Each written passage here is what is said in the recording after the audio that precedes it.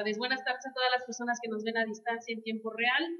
Bienvenidos. A nombre de Argos Cursa les doy la bienvenida a este curso, Descontrol de Deducciones. Para llevar a cabo este evento, tengo el gusto de presentar al expositor, a la licenciada Penélope Castro Valdés, y me voy a permitir leer un breve currículum. Es egresada con mención honorífica por la Universidad Emilio Cárdenas, diplomada en liderazgo avanzado, catedrática a nivel licenciatura y posgrado en la Universidad Emilio Cárdenas, impartiendo diversas materias de ámbito contable y fiscal de 1997 a 2000, coproductora y coconductora del programa de radio El Consejero Fiscal, transmitido todos los jueves de 9 a 11 de la noche por Radio Red en el 1110 de AM, y directora de la página de internet El Consejero Fiscal 1999-2011. Actualmente es expositora y asesora en diversos temas de análisis y actualización fiscal en El Consejero Fiscal, Academia Mexicana de Derecho Fiscal, Colegio de Contadores Públicos del Valle de México, Asociación Mexicana de Contadores Públicos del Distrito Federal, Instituto Superior de Estudios Fiscales, CAP Fiscal, Control 2000, Argos Cursa, entre otros. Cuenta con más de 200 conferencias impartidas en Tijuana, Hermosillo, Monterrey, Guadalajara, Distrito Federal, Cuernavaca, Veracruz, Puebla, Pachuca, Oaxaca, Chiapas, Campeche, Mérida, Cancún. Invitada especial semanalmente en la cápsula ICEF en la radio y Visión Fiscal, transmitidos a través de www.argoscursaradio.com, entre otros. Les pido por favor un fuerte aplauso para darle la bienvenida. Licenciada, bienvenida nuevamente. Gracias y damos inicio. Adelante, licenciada. Gracias. No sé si me escuchan bien. Y bueno, nada más checa si se me escucha bien en internet. Buenas tardes, vamos a dar inicio entonces a este curso que bueno, yo lo titulé Descontrol de Deducciones, y algún colega me dijo que se le hacía un título muy poco profesional, porque dice, oye, pues es que ahí nadie va a ir, ¿no? Porque es decir, como que vamos a aprender a descontrolarlo todo. No es que vamos a descontrolarlo, es que ya no tenemos control sobre este aspecto de la contabilidad, y entonces hay varias situaciones que tenemos que considerar ahora que entramos a esta nueva era de la contabilidad digital. Yo no sé cómo van con ese tema, porque estamos a una semana, ¿no?, de cumplir la obligación. ¿Y ya están contabilizando XML? ¿Ya? Bueno, a ver, álcenme la mano los que ya están contabilizando XML. Gracias, bueno, aquí ya son 3, acá atrás no se agolpen, sí, gracias. Y hago la pregunta, porque mis amigos en línea, nos están viendo de varios estados, me imagino que tampoco han hecho nada. Entonces aquí tenemos un asunto complejo, porque en una semana no vamos a hacer lo que no hicimos en un mes. Y entonces, yo quise enfocarme en las deducciones, porque si lo analizamos bien, con los ingresos no hay tanto problema. O sea, los requisitos para la referenciación de comprobantes en la contabilidad son los mismos tanto para ingresos como para deducciones. Y los vamos a tocar en el curso. Y sabemos que pues hay que referenciar el documento soporte, que si el documento soporte es un CFDI, pues hay que ponerle no nada más el folio, es el folio, el RFC, el monto, etcétera. Sin embargo, ¿por qué con los ingresos no hay tantas preguntas como con deducciones? Pues porque con los ingresos no hay tanto problema. Digo, de alguna forma, aunque tengas una póliza, no sé, global de ventas del mes y no esté referenciado el XML, de todas maneras el SAT se lo va a acumular. Es decir, bueno, no está referenciado, pero de todas maneras me debes el impuesto y de todas maneras van a sumar tus depósitos en tu cuenta bancaria. Entonces, con los ingresos, no digo que no hay tanto problema, pero vamos, el cuidado no es igual al cuidado de las deducciones. Y entonces con las deducciones lo que estamos descubriendo es que lo que ya quedó en segundo plano es el comprobante. Antes estábamos muy preocupados por tener la póliza engrapada de la factura, y prácticamente la factura era como que la prueba de la deducción, y ahora esto termina y entonces podemos tener la póliza, podemos tener el comprobante, y aún así se puede echar para abajo una deducción si no reunimos cierta clase de requisitos. Por eso es que vamos a ir en este viaje de las deducciones tocando varios temas. De repente vamos a hablar de ley, de repente nos vamos a ir al tema de los impuestos indirectos, vamos a tocar algunas reglas, vamos a platicar acerca de criterios no vinculativos, también vamos a hablar también algunos criterios de la PRODECON, porque bueno, tenemos 5 horas para agotar el tema y para entender entonces de forma integral por qué ahora no podemos controlar este concepto, y entonces ¿cuál sería el plan B? para tener un mejor ejercicio en la revisión de una deducción. Eso es lo que se trata. Vamos a platicar de contabilidad, bueno, entendiendo que, bueno, el plazo en teoría se vencería el 3 de marzo. Y digo, no sé, porque la verdad es que ya no sé qué pensar con todo este tema. Nos habían prometido un simulador y el simulador, no, pues nada. El portal nos sirve.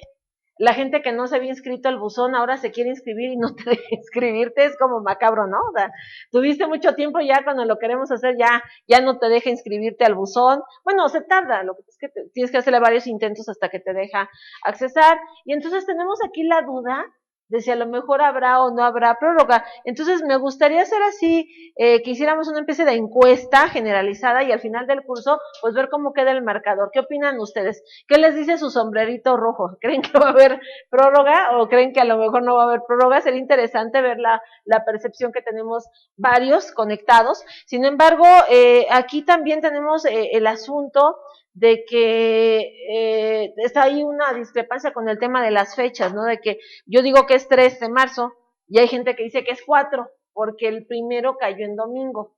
Y entonces dicen, bueno, como cayó en un día inhábil, se contaría 2, 3 y sería 4.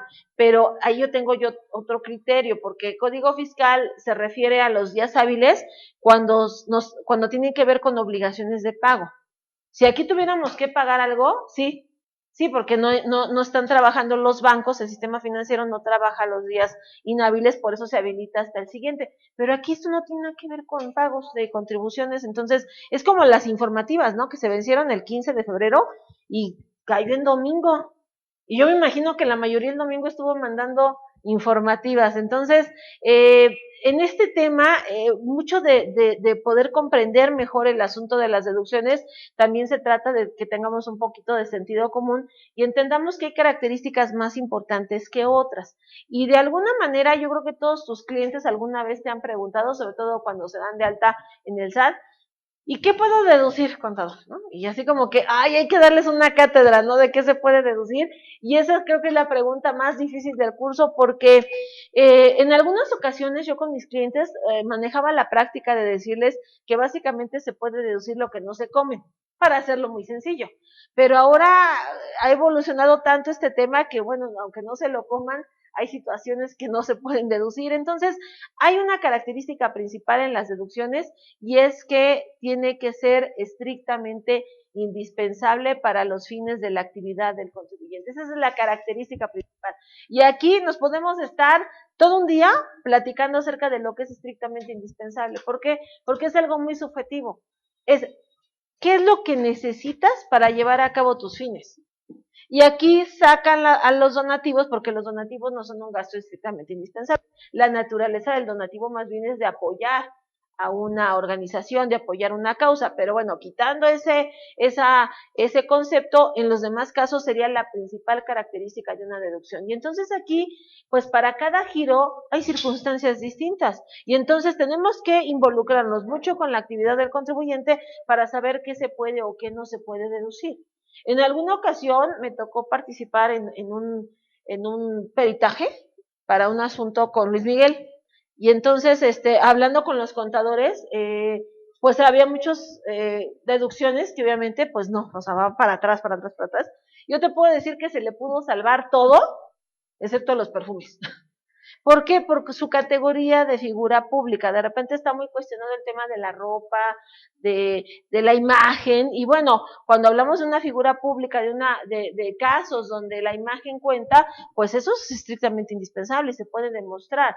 En algún caso también me tocó una situación con una actriz, que de repente también se le cuestionaba el uso del maquillaje, porque se le hace excesivo al auditor, decía, es que es demasiado maquillaje, y ella le explicaba, bueno, lo que pasa es que yo salgo semidesnuda al escenario, entonces me tengo que maquillar todo el cuerpo, y bueno, ya entendió por qué, la razón de que era necesario para el personaje que ella interpretaba. Entonces, por eso es tan complicado platicar acerca de deducciones. Yo aquí te estoy mostrando una recomendación de la Prodecon, porque a la Prodecon llegan muchos casos así, donde el contribuyente lo revisan y el SAT le dice, pues, ¿qué crees que esto no es deducible? Y va para atrás y cancela la resta. Y entonces la Prodecon se ha dado a la tarea de intervenir un poquito más en esta clase de estudios y entonces nos dice que las deducciones pues no son una gracia, no son un regalo, no son una concesión o algo que te tengas que ganar, es un derecho de los contribuyentes contenido en la lógica de determinación de la base de impuestos sobre la renta y por ende en todas las regulaciones que le dan vida, comenzando por la Constitución, está plasmado este tema vinculado como parte de los derechos de un contribuyente, como parte de los derechos que tienes que ejercer para hacer un pago proporcional y equitativo de tus contribuciones. Dice, por ello resulta difícil comprender las afirmaciones de la autoridad en el sentido de que no se ven disminuidos los derechos de los contribuyentes al considerar que tales prerrogativas deben de estar otorgadas expresamente por disposiciones legales. ¿A qué se refiere? A que de repente el SAT revisa al sector farmacéutico y entonces a varios laboratorios les cancela la deducción de sus convenciones, porque dice así textual que le están pagando las vacaciones a los médicos. Y dicen los laboratorios, no, espérate, no, o sea, este concepto es necesario para el ejercicio de nuestra actividad. Entonces, en algunos casos el laboratorio lo quiso defender con el tema de los viáticos, pero dijo esa no, es que no son viáticos. Vamos a ver más adelante las características de un viático es que se tienen que gastar en alguien o que te está prestando un servicio o que trabaja para ti. Y no es el caso, o sea, esos médicos no trabajan para ti directamente, entonces no se pueden llamar viáticos. Por lo tanto, algunos laboratorios empezaron a cambiar el concepto de las convenciones a publicidad o promoción. Y entonces el SAT les decía, es que no hay una regulación, no hay un artículo que diga que se puede deducir una convención. Dice, sí, pero tampoco hay uno que lo prohíba como tal. Y entonces, si la legislación aludiera específicamente a los gastos que en concreto realiza cada industria, pues tendríamos un catálogo de deducciones, ¿no? Para cada sector. Y eso de momento no existe. Lo único que tenemos son dos artículos así como centrales, que es el 28, que me dice lo que no se puede deducir, y el 27, que me dice los requisitos.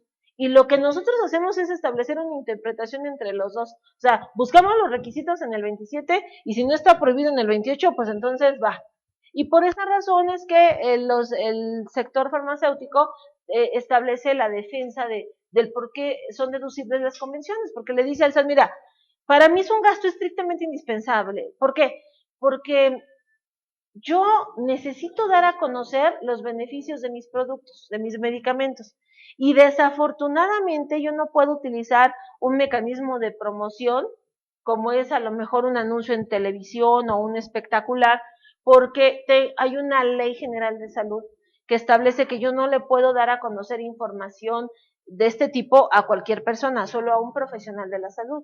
Entonces yo solamente tengo dos vías para dar a conocer mis medicamentos. Y una vía es tocar puerta por puerta cada consultorio con un ejecutivo y de repente el doctor no tiene tiempo de recibir al ejecutivo y se puede estar ahí todo el día y no los atiende. Entonces, para mí es más fácil de repente pues juntarlos a todos, invitarlos, que me destinen un tiempo a mí, que me destinen ese tiempo para conocer todos los aspectos generales del medicamento, porque esa información solamente se le puede dar a conocer a un médico o un profesional de la salud. O sea, imagínate que los laboratorios anunciaran sus medicinas en la televisión, por ejemplo. Digo, se enterarían los médicos, pero también nos enteraríamos el público en general, y si de por sí te automedicas, ahora imagínate viendo comerciales en televisión. Entonces, tiene que ver mucho con la ética profesional, y por esa razón es que la PRODECON estuvo apoyando con esta recomendación a estos laboratorios, y le dice al SAT, mira, este es un derecho del contribuyente, y con que el contribuyente cumpla con los requisitos básicos, que es que cuente con un comprobante, y que sea estrictamente indispensable, yo creo que sería suficiente, ¿no? O sea, a lo mejor podemos hablar de otro tipo de requisitos, pero vamos, estos serían los principales que tú deberías de revisar, porque el reconocimiento de una deducción no representa un derecho extraordinario o fuera de orden, por el contrario, visualizarlo de esta manera sería violentar la institución jurídica de proporcionalidad contenida en nuestra Constitución. O sea, aquí lo que ocurre es que cuando la autoridad desconoce una deducción, no nada más es decir la cancelo, no, es que esa deducción implica que yo tengo que pagar el impuesto sobre una base más alta y sobre una base que no es la real. Y entonces, La proporcionalidad posibilita a los gobernados a contribuir al gasto público de acuerdo con su verdadera capacidad contributiva, es decir, sobre las utilidades que se generen, entendiéndose a estas como el resultado de la comparación de los costos y gastos que se tuvieron que erogar para la generación de los ingresos. Por eso es tan peligroso la cancelación de una deducción, porque si yo tengo un ingreso de 100 y deducciones de 80, mi base real es de 20. Y es lo que a lo mejor yo tengo en el bolsillo, 20. Pero si me cancelan por ahí 40, pues mi base va a ser de 60 y resulta que yo ese ingreso, ese recurso, no cuento con él porque no es la base real. Por eso es tan peligroso. Y por eso también tenemos que entender que al momento de evaluar las deducciones hay que considerar de repente que muchas de estas fallas en cuanto a los requisitos provienen del contribuyente. Y el contribuyente también de repente tiene en su cabeza los ahorros malentendidos. Y eso es muy común, de repente hay clientes que te dicen, ay, ¿qué cree? Fíjese que, pues aquí está la factura. Oiga, pero la factura está a nombre de una persona y el cheque salió a nombre de otra, ¿no? Ah, pues es que sí me la dieron. No, bueno, hay que tener cuidado. O de repente, cuando revisas el comprobante, pues a lo mejor le falta algún requisito, o a lo mejor por ahí está medio dudosa la situación, o de repente el mismo contribuyente se le pone la opción, ¿no? Decir, ¿la quieres con factura o sin factura? Dice, bueno, es que con factura me cuesta 100, pero sin factura me cuesta 80. No, mejor sin factura. Sí, y él piensa que a lo mejor se está ahorrando el impuesto y no. Es un ahorro mal entendido porque de eso que no tienes un comprobante, vas a pagar como si tuvieras una utilidad y entonces te va a costar el IVA y te va a costar el impuesto sobre la renta. Entonces, son situaciones que hay que evaluar ya con números en la mano. Por eso yo creo que el contribuyente se tiene que involucrar un poquito más en este tema. Y aquí dice que las autoridades hacendarias, al rechazar ciertas deducciones que resultan estructurales para un sector de contribuyentes sin un análisis, sin una reflexión, sin el entendimiento de la lógica empresarial imperante, contravienen postulados normativos generales, esenciales y básicos que trascienden a la totalidad del sistema tributario. Por eso es tan peligroso, porque la autoridad está yendo en contra de una garantía constitucional. Y por eso es que muchos de los medios de defensa se enfocan en esta parte. Y cuando se te cancela de plano una deducción, muchas veces la respuesta es irnos a una instancia judicial, porque de pronto ya es muy difícil llegar a un convenio con la autoridad y entonces tenemos que ir a una instancia judicial para que en este caso el juez se encargue de revisar estas características esenciales en las deducciones. Y entonces lo que vamos a ver en este curso es que además de la complicación de la contabilidad digital, tenemos la complicación de la convergencia de leyes. Porque si bien es cierto, los requisitos están en impuestos sobre la renta, básicamente, para efectos del IVA y del IEPS, como son impuestos indirectos que se graban en base al flujo de efectivo, pues aquí las disposiciones varían un poquito en cuanto al método de pago. Y entonces a lo mejor el requisito lo cumples en renta, pero para efectos del IVA necesitaríamos justificar que la operación ha sido efectivamente pagada. Y entonces eso también es un tema que vamos a estar tocando en esta tarde, porque hay una razón por la cual dentro de la referencia de las pólizas y dentro de la referencia del comprobante soporte de la póliza, se nos está exigiendo poner el monto total de la factura. Y muchos no habían reflexionado por qué. O sea, de repente nada más nos agarraron en curva y hay que incorporarle los datos a la póliza. Sí, pero ¿por qué? Porque si analizas bien, a la póliza le tenemos que incluir los datos del monto total del comprobante, incluyendo el IVA en su caso. Y entonces me dicen, a ver, Penny, un ejemplo. Vamos a suponer, yo hago una compra de algo, de una mercancía, y hago una póliza. Va a haber una referencia de un CFDI. Ajá.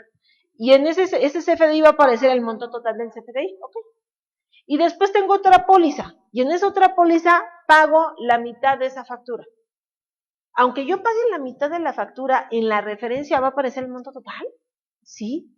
¿No se te hace como muy repetitivo? Porque voy a tener tres pólizas, una donde compré, otra donde pagué el 50% y otra donde pago el otro 50%. Entonces, en las tres pólizas va a aparecer siempre el monto total, sí, pero ¿por qué tan repetitivo? ¿Por qué es necesario?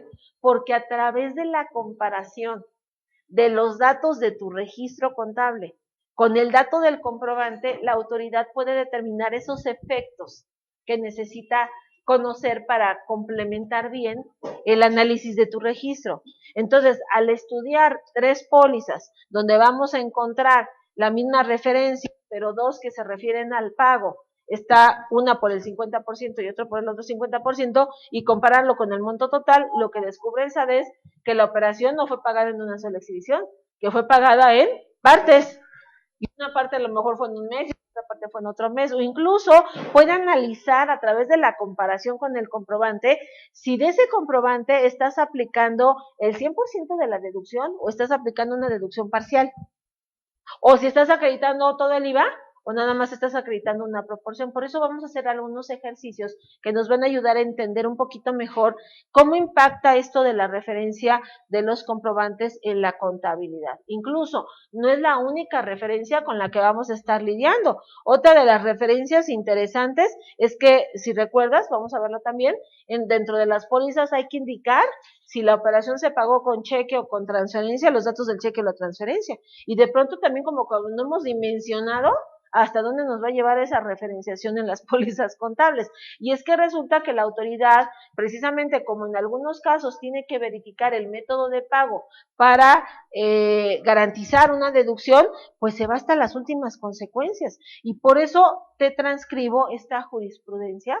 Primero fue una tesis, y bueno, resulta que aquí lo que estamos analizando fue un caso donde un contribuyente lo revisa la autoridad. Al revisarlo la autoridad, el SAT ya sabía qué buscar. Y entonces, en muchos de los casos, lo que realmente el SAT busca cuando es una compulsa es la simetría fiscal. Y dice, bueno, si tú deduces es porque otro está acumulando. Entonces, al revisar esta empresa, lo que ocurrió es que había una persona física que la compulsa no amarraba, porque la empresa decía que había deducido una cifra y la persona física estaba declarando en ceros. Entonces así como que pues ya no nos coincide la información. Entonces le dicen al contribuyente, a ver, muéstrame los comprobantes. Pues ahí están los comprobantes. A ver, muéstrame los métodos de pago. En aquella época, esta empresa le sacaba copia fotostática a los cheques con el sellito de parabono en cuenta, y utilizaba esas copias fotostáticas como póliza de egreso. Y entonces dice, pues aquí está la copia fotostática, aquí está el chequecito, el sellito, o sea, yo estoy cumpliendo con todos los requisitos. Y como el SAT dice, pues es que ya revisamos a la persona física ya le buscamos en sus cuentas bancarias, no tiene nada depositado, entonces pues aquí hay algo que no nos está amarrando, y entonces la autoridad le exige al contribuyente una certificación del banco, donde le indica el banco cómo fueron cobrados esos cheques que ellos tenían en copia fotostática. Y entonces, bueno, se tardaron algunos meses, el banco contesta y le responde, pues unos cheques fueron depositados a otra cuenta, claro, indebidamente, y otros cheques fueron cobrados en ventanilla. Entonces, aquí el problema es que se dice, uy, pues es que, ¿qué crees? Tu deducción se sacó un 9. Tenías todo, pero te faltó el requisito de que como rebasaba de los 2,000, había que pagarse con cheque, tarjeta o transferencia, y es cheque para abono en cuenta del beneficiario. Y entonces se fueron al juicio para determinar que a lo mejor la deducción era procedente por cuestiones de fondo, no tanto por cuestión de la forma, del método de pago. Pero aquí lo que nos sorprendió es la respuesta del juez, porque dice, si bien es cierto, el cheque es nominativo y contiene la leyenda para abono en cuenta del beneficiario, si no se deposita directamente en la cuenta del beneficiario, queda claro que no se cumplió con uno de los requisitos, entonces no procede la deducción.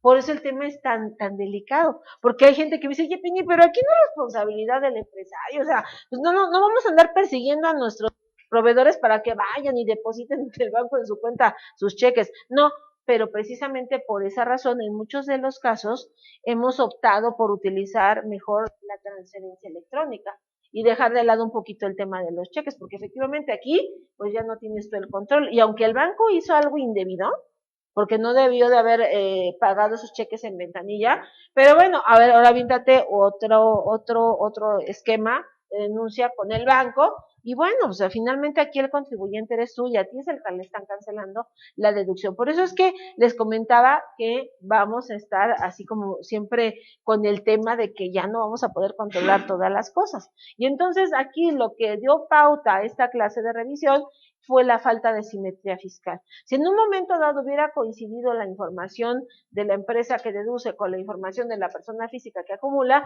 no hubiera habido tanto problema, pero como no coincidían, incluso no coincidían desde la DIOT, pues desde ahí entonces el SAT empieza a ejercer sus facultades de comprobación. Y entonces este tema de la simetría fiscal va a ser un asunto que no solamente se va a tocar con operaciones en territorio mexicano, sino también con operaciones a nivel internacional. Y por eso te estoy mostrando esta otra regla, que es la 33130, donde, si tú recuerdas, el año pasado hubo una modificación al artículo 28, en donde se establece esta especie como de simetría fiscal internacional y un gasto pagado a un residente en el extranjero tiene que tener el efecto de ser acumulable para impuestos sobre la renta en ese país. Si no, sería incongruente la deducción en México. O se paga el impuesto sobre la renta en ese país, o se paga un impuesto similar al impuesto sobre la renta, o es un país con el que México tiene celebrado un tratado para evitar la doble tributación. Entonces, nos indica esta regla que esta clase de deducciones tienen que ser deducibles en México, pero gravables en la entidad extranjera. Entonces, yo tengo que tener alguna especie de constancia de residencia para efectos fiscales de la persona en el extranjero a la que le estoy pagando. Y bueno, hay varias maneras de demostrarlo. Una es con su tax ID, otra es con su constancia de inscripción para efectos fiscales en su país, o también a través de la declaración anual. Bueno, eso ya es más difícil que te lo muestren, pero también con su declaración anual se puede acreditar esta residencia. ¿Por qué? Porque de lo contrario sería muy cuestionable tu deducción. Entonces, imagínate que por ahí tuvieras una factura o un recibo de alguien, ¿no? Que te prestó un servicio, pero pues él reside en Afganistán, pues creo que estaría un poquito complicado. ¿Por qué? Porque en ese país no se paga impuestos sobre la renta y mucho menos a la tasa que se maneja aquí en este país. Y esa es la razón por la cual en las pólizas también tenemos que detallar si el comprobante es extranjero. O sea, una de las cosas que descubrimos ahora que nos cambiaron los formatos es que no todo el documento soporte siempre es un CFDI. Puede no ser un CFDI, puede ser un comprobante expedido en el extranjero, pero de todas maneras me van a pedir información de ese comprobante. Y te van a preguntar el número de ese comprobante, el tax ID del emisor, el monto total, otra vez para ver el efecto que le das a ese monto del comprobante, la moneda y, en su caso, el tipo de cambio. Entonces, por esas razones que estamos un poquito, pues digamos, conflictuados, porque el esquema de control es serio, y entonces no estábamos acostumbrados a ser cuestionados todo el tiempo respecto de las operaciones, y mucho menos dentro de una póliza. De alguna manera nosotros dábamos por buena la operación con solo conservar el comprobante, y ahora lo que nos exigen las pólizas es referenciar los datos del comprobante dentro de la póliza. Entonces yo creo que la frase correcta es referenciar, no, bueno, no es tanto adjuntar, no es tanto incluir, más bien es referenciar datos de un documento dentro de nuestra póliza contable. Y entonces, cuando el SAT detecte una póliza cuya referencia sea un comprobante en el extranjero, pues como no es un CFDI, los requisitos de ese comprobante son diferentes. Y entonces esos requisitos los encuentras en la regla 27116 y dice aquí los contribuyentes que pretendan deducir o acreditar fiscalmente con base a comprobantes emitidos por residentes en el extranjero sin establecimiento permanente en México podrán utilizar dichos comprobantes siempre que contengan estos requisitos. Y entonces, pues allá no es un CFDI, estamos de acuerdo, pero tiene que ser un comprobante que contenga el nombre, denominación o razón social, domicilio y en su caso número de identificación fiscal de quien lo expide. Por eso es importante que contenga el tax ID. O sea, para ver que el emisor es un emisor serio, es un emisor establecido, es un emisor contribuyente en su país. Y entonces también debe de traer un lugar y fecha de expedición y debe de traer, si se puede, mi clave de RFC, si se puede. Pero pues allá les dice, oye, ponle en mi RFC, y dicen, ¿y eso con qué se come? Entonces, bueno, si no trae mi RFC, aquí sí es necesario entonces que traiga tu nombre completo, o la denominación o razón social. ¿Por qué? Porque, bueno, nosotros sabemos que actualmente ese requisito ya no es obligatorio en los comprobantes, pero en los que se expiden en territorio nacional, porque realmente el requisito importante es el RFC, Pero como en el extranjero no saben qué es un RFC y a lo mejor no se lo ponen en la factura, ahí sí tiene que traer mi nombre completo. Y entonces también los requisitos de la descripción de la mercancía, la clase, la unidad de medida, el importe consignado en número o letra, y dice, tratándose de la enajenación de bienes o el otorgamiento de uso o goce temporal, en su caso, el monto de los impuestos retenidos, así como los impuestos desglosando cada una de las tasas. Entonces, hay algo bien importante. Cuando por alguna razón el comprobante no tiene una retención, el comprobante que te dan en el extranjero es perfectamente deducible. Lo que hay nada más que cuidar es que ese comprobante pues va a estar referenciado en una póliza y entonces el SAT, como no tiene el comprobante, a lo mejor te va a pedir verlo. Decir, a ver, mándame el comprobante que te expidieron en el extranjero. Hay un requisito en el artículo 33 del reglamento que nos habla acerca de el idioma de la contabilidad. Dice que el idioma debe de ser en español. Entonces, un requisito, pues digamos, adyacente para este tipo de deducciones es que deberíamos de contar también con una traducción al español de ese comprobante, si es que no viene en español. Y aquí sí, pues es una cuestión muy esotérica, porque pues me dicen, oye Penny, y tengo que traducirlo con un perito traductor. No, no lo dice, pero sí tiene que estar en el idioma español. Entonces, bueno, con las operaciones con Estados Unidos, pues a lo mejor es sencillo, ¿no? Pero imagínate, no sé, una operación con un coreano o con un chino, literalmente está en chino la traducción, y es necesario conservar ese documento traducido entonces al español. Y bueno, con el documento en el extranjero es suficiente. Sin embargo, si por alguna razón ese comprobante tiene que incluir una retención, porque es a lo mejor un servicio, porque es a lo mejor una regalía, entonces ahí lo que nosotros tenemos que hacer entonces es un CFDI. Porque hay que entender que todas las retenciones tienen que estar plasmadas en un CFDI. Entonces, yo no sé si a lo mejor habías escuchado que se pueden hacer CFDIs de pagos al extranjero. Bueno, no es en todos los casos. Este CFDI ya salió su complemento. El complemento ya lo encuentras en la página del SAT. El problema de este complemento es que no todos los PACs lo están incorporando en sus sistemas.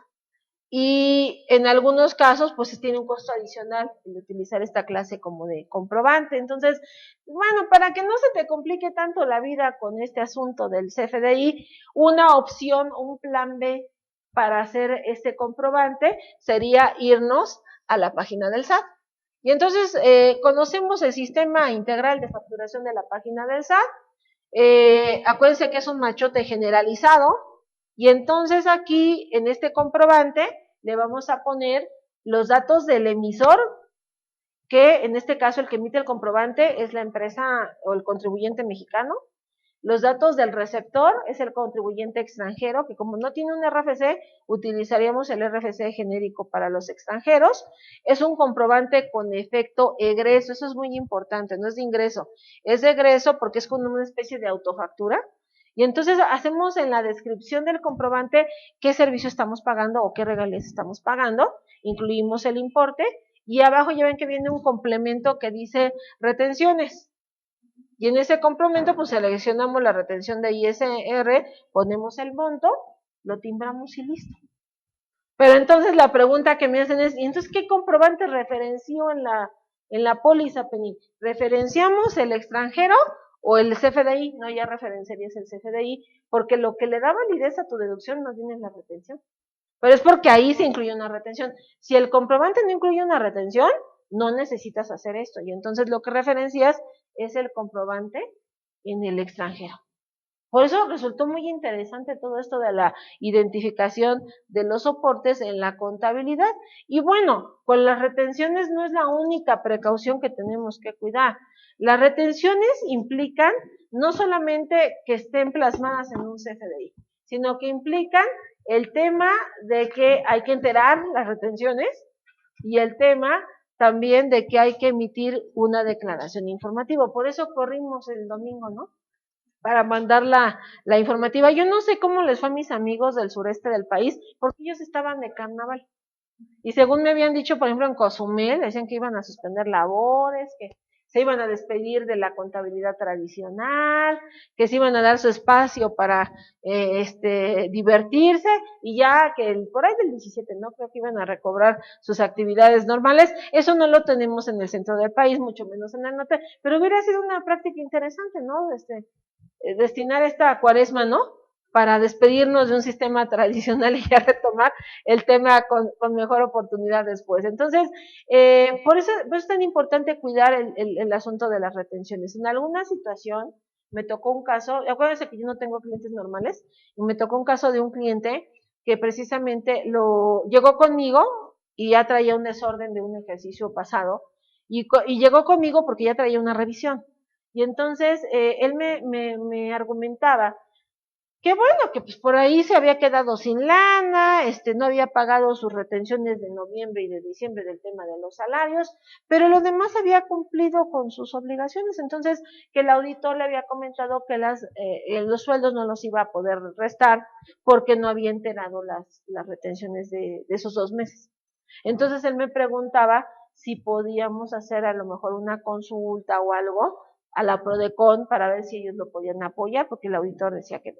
Y yo le comentaba, mira, no creo que te pueda apoyar la Prodecon en este caso, porque es parte de las obligaciones del contribuyente. Entonces, como estamos hablando de retenciones ISR, y el ISR es un impuesto de carácter anual, tienen que estar los 12 meses enterados.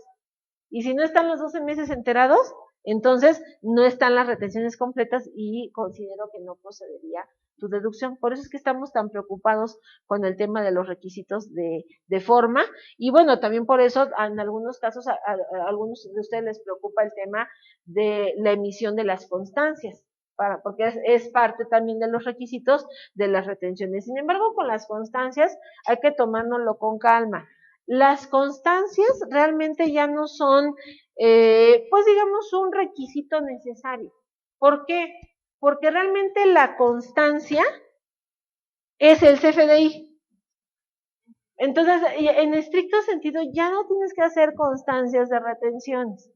Y por esa razón es que hay que tener un poquito de cuidado con este tema. El fundamento, ¿dónde lo encontramos? Hay 3 fundamentos. Un fundamento lo encuentras en Ley de Ingresos, artículo 16, fracción 12, dice que las personas morales obligadas a efectuar retención de ISR podrán no emitir constancia de retención a personas físicas que expidan recibos de honorarios o de arrendamiento cuando se expiden en comprobantes digitales, y en este caso el CFD o el CFDI será considerado como constancia de retención de ISR y de IVA. Entonces a lo mejor tú dices, bueno, sí, Penny, pero aquí dice honorarios y arrendamiento, y hay otros muchos conceptos donde se retiene. Bueno, hay otro fundamento legal que lo encuentras en resolución miscelánea, que es la regla 27113, y aquí se refiere al autotransporte de carga. En estos casos, esta es una regla ya muy antigua. Esta regla me dice que el CFDI que emite el prestador de servicio, donde conste la retención del IVA, se puede considerar también como constancia de retención. Y bueno, ¿y todo lo demás, Penny? Todo lo demás está en la regla 2754. Y entonces aquí se refiere a todos los demás aspectos donde existe retención de impuestos, y dice la regla, en los casos donde se emite un comprobante fiscal por la realización de actos o actividades o por la percepción de ingresos y se incluya en el mismo toda la información de retenciones de impuestos, los contribuyentes podrán considerarlo como el comprobante fiscal de la retención efectuada. Ese es el fundamento, entonces, para no tener que hacer un comprobante de la constancia de la retención en CFDI. Sin embargo, si tú revisas la redacción, dice que aunque no es necesario, si tú quieres emitir tu constancia de retención, pues la puedes emitir, no hay problema. Y la puedes emitir de forma anualizada, incluso podrías utilizar tu anexo de la DIN como constancia de retención.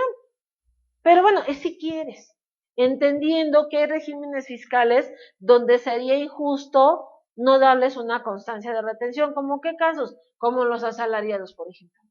O sea, imagínate que les digas, pues ahí está, agarra todos tus recibos, los sumas, y ya lo que te sumes es... Claro que no, entonces hay regímenes donde si la persona física te lo solicita, pues no estás tampoco impedido para darle una constancia de retención. Ahora, aquí la parte más bien es práctica, pero para la persona física, porque las personas físicas sí batallamos mucho con nuestros trámites de devolución o de compensación, porque de pronto yo declaro algo en mi anual y el SAT a la hora de confrontar dice, no, pues, ¿qué crees?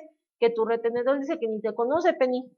O no coincide la cifra que tú estás informando con la cifra que me mandó el retenedor en la DIM. Entonces, ese problema yo creo que ya se acaba, porque cualquier discrepancia de la información, pues yo muestro el recibo. Mira, aquí está mi recibo de honorarios y aquí está la cifra correcta que se me retuvo. No es ni más ni menos. Por eso sí es muy práctica esta disposición para la recuperación de saldos a favor de personas físicas. Y entonces, tenemos que entender que las cuestiones de forma son parte de los requisitos de las deducciones, sin embargo, estas cuestiones de forma pueden llegar a ser, en cierto modo, hasta negociables.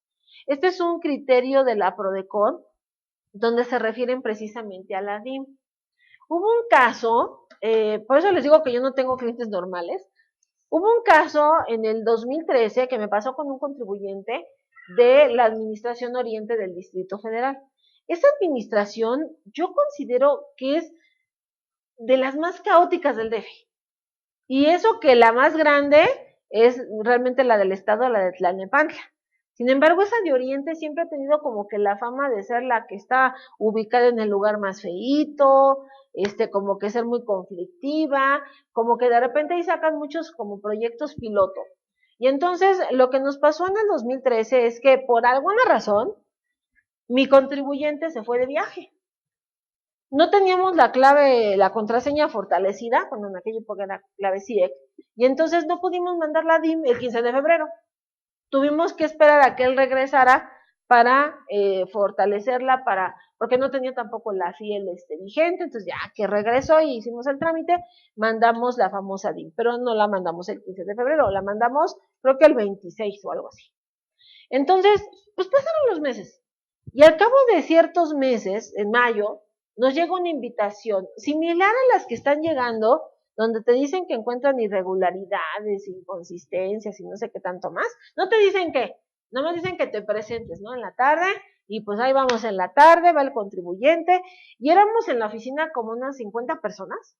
Dije, pues, y el común denominador es que todas no habíamos presentado la DIM o no la habíamos presentado en tiempo. Entonces, pues nos sentaron, nos explicaron que como no se habían presentado las declaraciones, los sueldos no eran deducibles. Entonces, nos mostraban en una pantalla en nuestra declaración anual ya graficada, procesada, nos mostraban el rubro de sueldos y salarios. Entonces, pues era cómico para el contribuyente porque imagínate que tiene aquí en su pantalla, no sé, el concepto de ingreso, por ponerte una cifra, 1,000,000.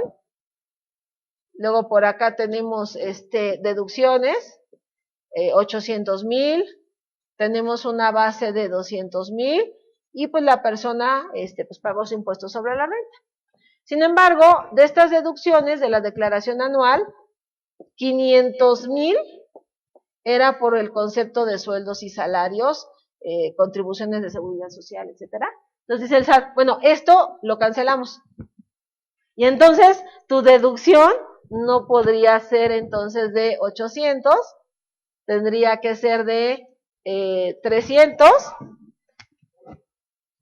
Tu base acumulable sería de 700, esto por el 30%, 210,000 menos lo que has pagado, o sea, más las multas, más, o sea, salió un crédito interesante. Y no solo eso, sino en aquella época, como se había pagado también, se pagaba el YETU, cancelaron y anularon los créditos del YETU también, porque una base del crédito era los sueldos y salarios grabados. Entonces, la pregunta del contribuyente era, oye Penny, ¿pero puede hacer esto el SAT? Sí, porque te faltó el requisito de la DIM, no se presentó el 15 de febrero. Oye, pero pues yo entiendo que, bueno, no la presentamos el 15, pero pues la presentamos, ¿no? Y entonces, así como este patrón, había otros que se acercaron a la PRODECON precisamente porque querían entender por qué era tan extrema la medida, ¿no?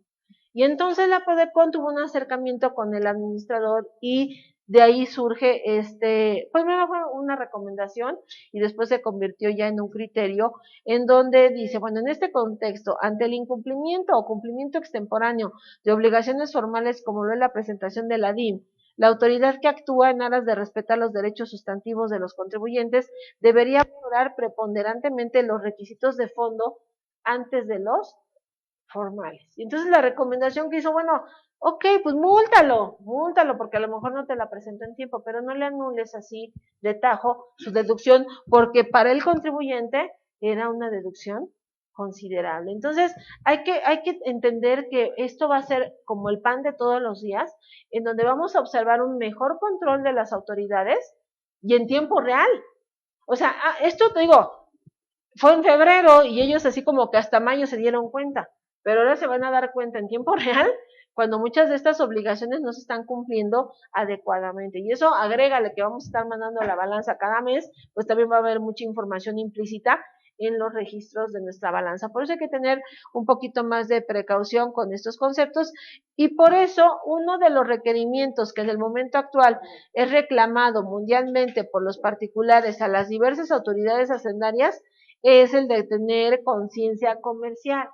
O sea, aquí lo que estamos observando es que la autoridad, por eso es que no le estamos entendiendo a la contabilidad, porque la autoridad tiene un concepto de contabilidad y la contabilidad es un tema muy ambiguo, es muy subjetivo. Cada empresa lo aplica con reglas, con procedimientos distintos. En cada empresa tiene sus cuestiones ahí atípicas, sus cuestiones complicadas de registro, y aquí la autoridad justo piensa que todos hacemos lo mismo.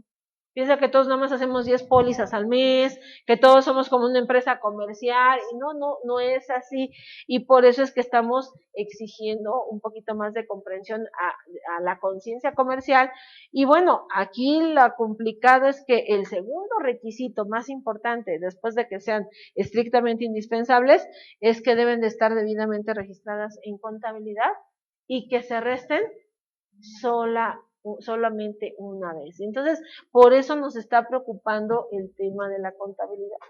¿Por qué? Porque mira, si tú no llevas una contabilidad con los requisitos de reglamento de código, es como si no tuvieras contabilidad. Y entonces lo que va a pasar es que al descubrir que no llevas una contabilidad así, pues de entrada todas tus deducciones no serían deducibles, así de simple.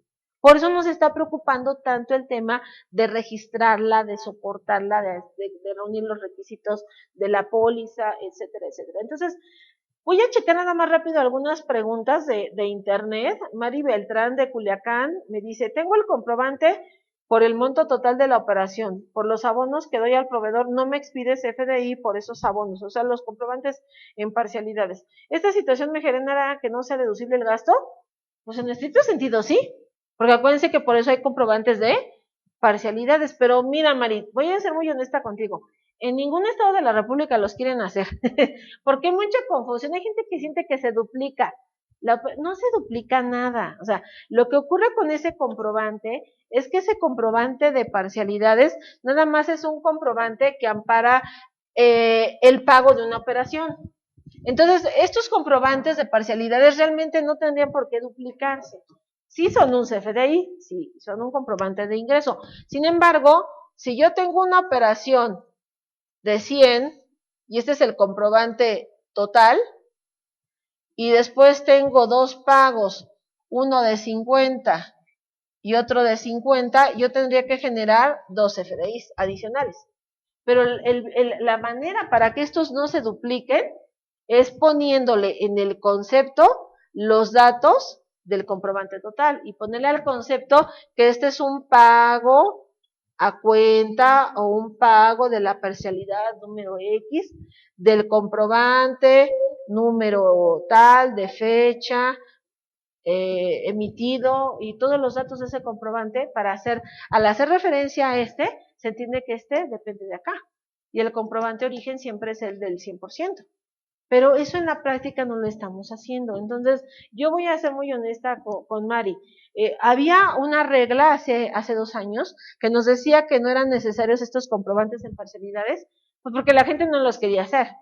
Sin embargo, esa regla desapareció, nunca la volvieron a emitir. Entonces, en estricto sentido, sí te podrían a lo mejor argumentar que tu deducción tiene un 9, pero entonces ahí podríamos defenderla con el asunto de fondo, porque yo tampoco le puedo hacer manita de puerco al proveedor para exigirle que me haga el comprobante de facilidades. Si no quiere hacer lo que puedo hacer, digo, la otra es consíguete otro proveedor, pero a veces no es tan sencillo, ¿no? Comprarle a otra persona. Y bueno, tengo otra pregunta de Omar Torres, que dice, una persona física de nacionalidad extranjera, que no es contribuyente mexicano, pero que cuenta con un terreno en México por el cual recibe ingresos por su uso o goce, ¿está obligado a emitir CFDIs por los ingresos correspondientes a dicho arrendamiento? Claro que sí, está obligado porque la operación se hace en territorio nacional y bueno, es un comprobante, igual, es un comprobante, nada más que aquí ya no hay pretexto, lo puede hacer incluso en la página del SAT y tiene que hacer los requisitos de un CFDI. Y ahorita vamos a seguir platicando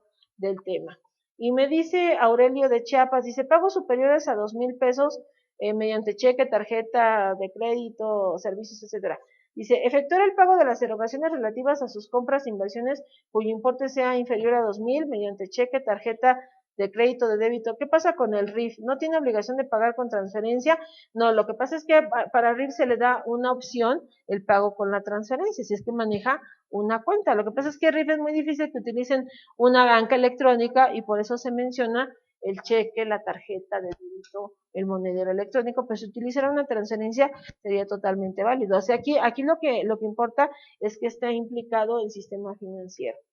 Y Juan Carlos Chetumal dice, una empresa recibe comisiones de otra empresa, sin embargo llegaron al acuerdo de que en lugar de que le depositen lo de sus comisiones, se lo intercambiara por productos. Entonces ahorita voy a platicar, Juan Carlos, del pago en especie. Vamos a ver entonces cuáles serían los requisitos y ya se considera efectivamente pagado, por un lado, efectivamente cobrado, y se consideraría también el IVA acreditable en estos casos.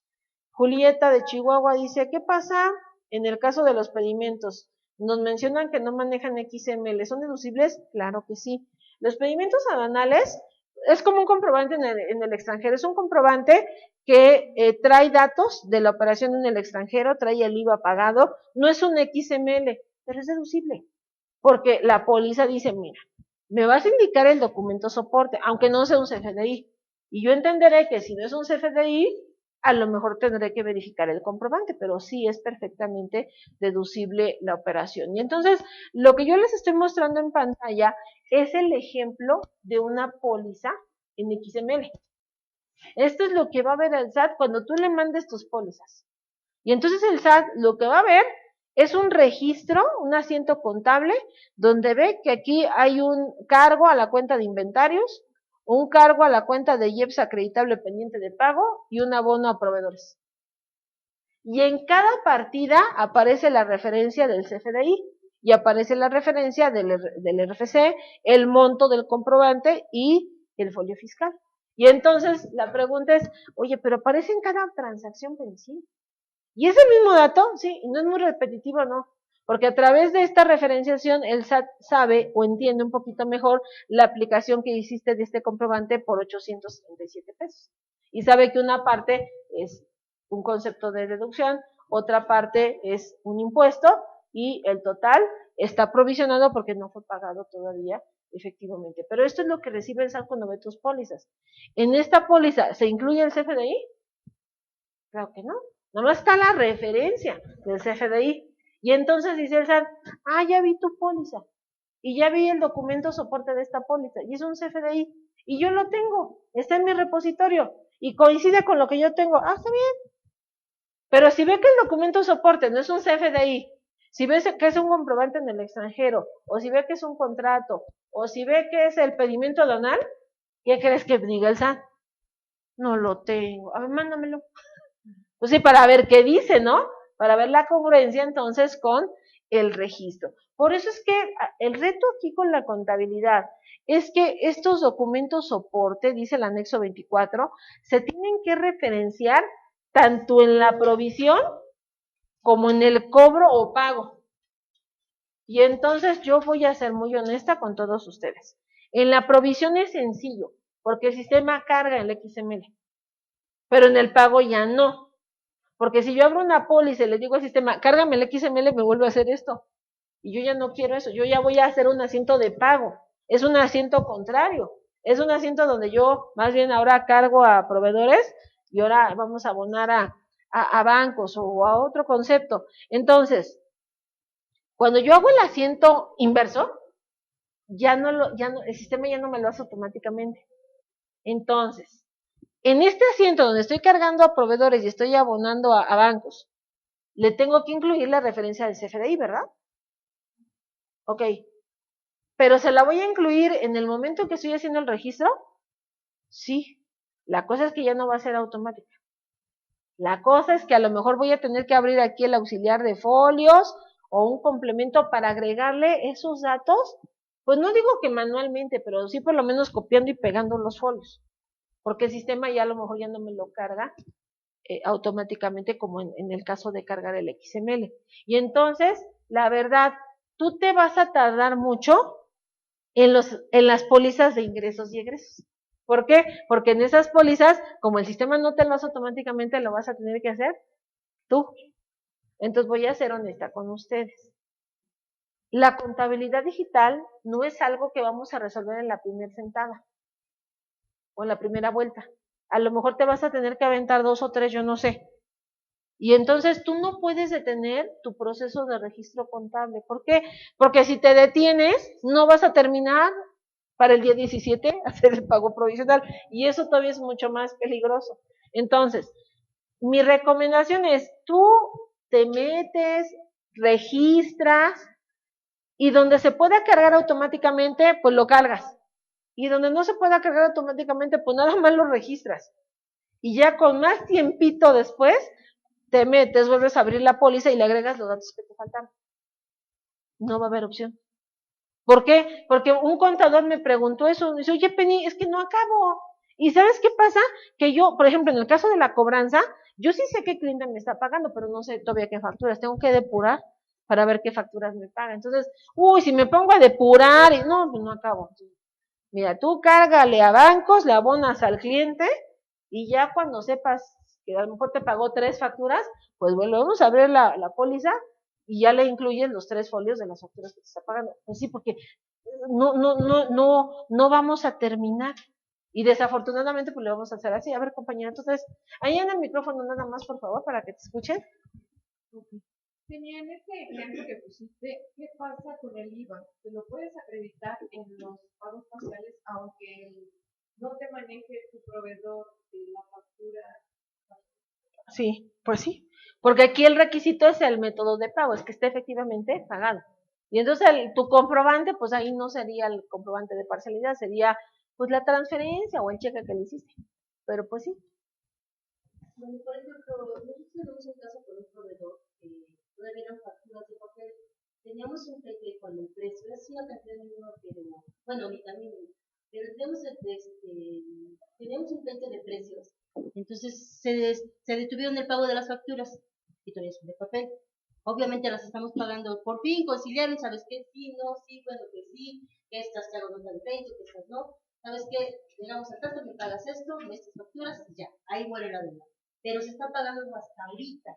Ya no tengo XML para soportar el pago. O sea, obviamente si el cheque se les hizo transferencia y todo, pero ya no tengo XML para subir al momento del pago, el registro. Se tendría que hacer un XML. Pero ya son facturas de años anteriores. No importa, lo importa. Sería ahí, por ejemplo, ahí es donde te conviene el comprobante de parcialidad.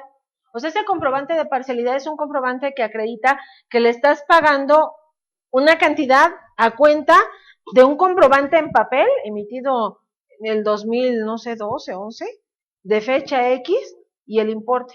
Y sería muy útil para ti contar con ese comprobante. Y otra cuestión, por ejemplo, aquí nos pasó también algo similar. Fue el año pasado, acordaron un precio, ¿sabes qué? A tus facturas le vas a aplicar el 10% de descuento sobre lo que me pagas. Perfecto, entonces se pagaban sobre el 10%. Cambian de director, ¿sabes qué? Esos descuentos no proceden. Entonces, igual, teníamos una deuda, ¿sabes qué? Tú me debes diferencia de tanto, pero yo ya tenía muerto eso a esa cuenta en mis cuentas, ¿vale? Llegaron a una cuenta, ¿sabes qué? Págame tal cantidad y ahí muere la deuda que tenía conmigo. Igual ya no tengo CFDI, ¿qué pasa? ¿Qué puedo solicitar? Bueno, para hacer deducible el pago y a poder acreditar el IVA. es que necesitas un comprobante. Hay un principio jurídico que dice que lo que no está escrito no existe. Entonces yo necesito un documento, aunque sea electrónico, donde quede asentada la cifra para poder efectuar esa deducción. ¿Por qué? Porque es un evento que me imagino que no es reciente, es de años anteriores, y entonces yo necesito ese documento para darle ahora un nuevo efecto. ¿Por qué? Porque ya no puedo regresarme al pasado para cambiar ese tipo de comprobantes. Por eso necesitaríamos un documento que acreditara ese pago que estás haciendo. Y vuelvo al caso de la compañera, o sea, para eso es útil, pero es un comprobante de parcialidad. Y en tu caso, sería más bien, a lo mejor, una nota de crédito para justificar ese porcentaje que vas a aplicar de la operación, y entonces ahí justificaríamos el equilibrio de lo que en un momento se descontaron, y lo que fuera una diferencia a tu cargo sería pues con una nota de cargo. O sea, para eso son las notas de crédito, las notas de cargo. El problema es que todo es un CFDI. O sea, por donde le veas, siempre hay que emitir entonces un CFDI. Y aguántame un poquitito, porque a lo mejor ahorita podemos encontrar alguno, no digo otra solución, pero a lo mejor algún fundamento adicional. Nada más en el micrófono, compañero. En el caso de que se pague la póliza, por ejemplo, que es cargo a proveedores con abono a bancos, cuando se vaya a referenciar el XML, ¿en qué cuenta se referenciaría? ¿Con la cuenta de proveedores o en la cuenta de bancos? Mira, a eso iba yo precisamente. La idea es que fuera en cada partida, ¿verdad? O sea, la idea es que estuviera referenciada aquí y acá.